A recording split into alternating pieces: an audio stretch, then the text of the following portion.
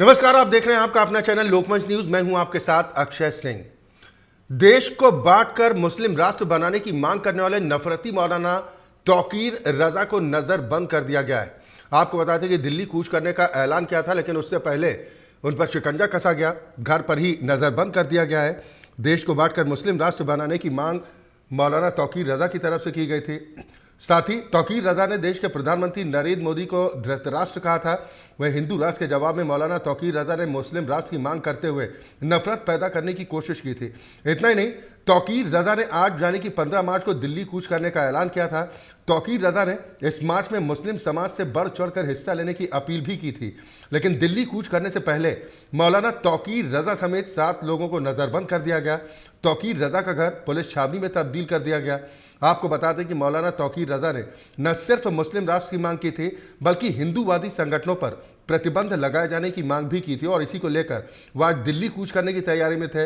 लेकिन उससे पहले तौकीर रजा को नजरबंद कर दिया गया।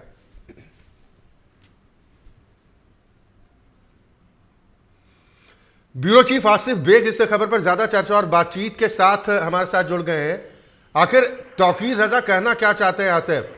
वो कह रहे हैं कि मुस्लिम राष्ट्र करना भी मांग करना गलत कहाँ है? जी बिल्कुल, अच्छा बता दूं कि बरेली के मुस्लिम धर्मगुरु तौकीर रजा ने 15 मार्च को एक तिरंगा यात्रा निकालने का ऐलान किया था, और यह तिरंगा यात्रा राष्ट्रपति के पास होती, जहां पर वो ज्ञापन देते। लेकिन इससे पहले ही मौलाना तौकीर रजा समेत 7 लोग हाउस अरेस्ट कर लिए गए हैं। उनकी गिरफ्तारी की पुष्टि जो है डीएम बरेली ने किया है, और कहा जा रहा है कि तौकीर रजा यह तिरंगा इसलिए निकाल रहे थे कि उनकी यह मांग थी कि मुस्लिमों को यूपी सरकार में परेशान किया जा रहा है, उनको कोई सुनवाई नहीं हो रही है, साथ ही साथ मुस्लिमों का उत्पीड़न किया जा रहा है, और जिस तरह से मुस्लिमों के साथ अन्याय किया जा रहा है, उसको लेकर तौकीर रजा का बड़ा बयान आया हुआ था कि वह जो है तिरंगा यात्रा निकालते, जिसमें उन्होंने मुस्लिमों से अपील भी किया था कि उनकी तिरंगा यात्रा में शामिल हो। और जिस तरह से तौकीर रजा की माने तो तौकीर रजा का कहना था कि मुस्लिमों के साथ बेहद अत्याचार किया जा रहा है, मुस्लिम नौजवानों को फर्जी मुकदमे में फंसाया जा रहा है, और साथ ही साथ मुस्लिमों को परेशान करने के लिए तरह तरह के बयानबाजियां भी की जा रही हैं। सब सभी मुद्दों को लेकर मौलाना तौकीर रजा जो है राष्ट्रपति को ज्ञापन देते तिरंगा यात्रा निकालने के बाद, लेकिन उनकी इस मंशा को बरेली प्रशासन ने फेल कर दिया, उन्हें हाउस अरेस्ट दिया, जिससे उनकी तिरंगा यात्रा नहीं निकाली जा सकी, और जो भी लोग थे उन्हें नजरबंद किया गया। नहीं, सवाल एक इस बात को लेकर भी उठ रहा है कि क्या 21वीं सदी का जिन्ना बनने की हसरत पाल रखते हैं तौकीर रजा, जो इस तरह की बयानबाजी कर रहे हैं कि हम मुस्लिम राष्ट्र की भी मांग कर सकते हैं? जी बिल्कुल, तौकीर रजा का विवादित बयान है, और इस विवादित बयान को लेकर वह काफी परेशानियों से भी जुड़ चुके हैं, क्योंकि जिस तरह से मुस्लिम राष्ट्र की मांग कर रहे हैं वह बेहद गलत मानी जा रही है।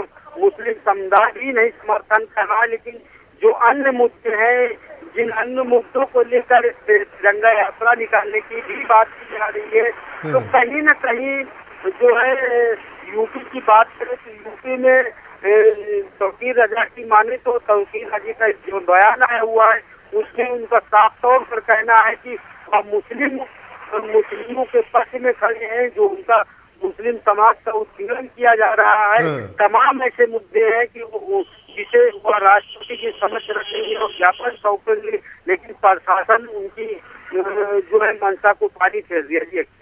ये गुमान तौकीर रजा को कहाँ से हो गया कि हिंदू राष्ट्र या फिर मुस्लिम राष्ट्र बनाने की कोई गुंजाइश बचती है देश में? देश लोकतंत्र से चलता है, संविधान से चलता है। इनको गुमान कहाँ से हो गया कि मुस्लिम राष्ट्र फिर बन सकता है?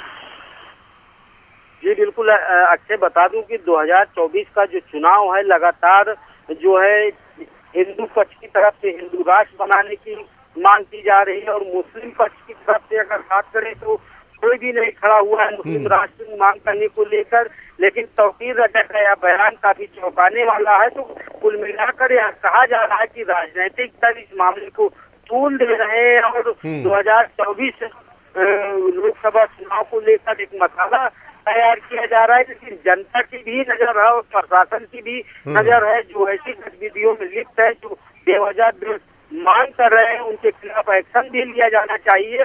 और जिस तरह से बयानबाजियों का सिलसिला चल रहा है, अगर बयानबाजियों का सिलसिले पर गौर करें तो 2024 के पहले कई ऐसे मुद्दे सामने रखे जा रहे हैं जिससे देश का माहौल खराब हो रहा है, चाहे वह रामचरितमानस को लेकर स्वामी प्रसाद मौर्य की बयानबाजी रही हो या फिर रामचरितमानस की चौपाइयों को लेकर, इस पर भी तमाम तरह की आपत्तिजनक टिप्पणियां की जा रही है, कभी मंदिर को लेकर, कभी मस्जिद को लेकर।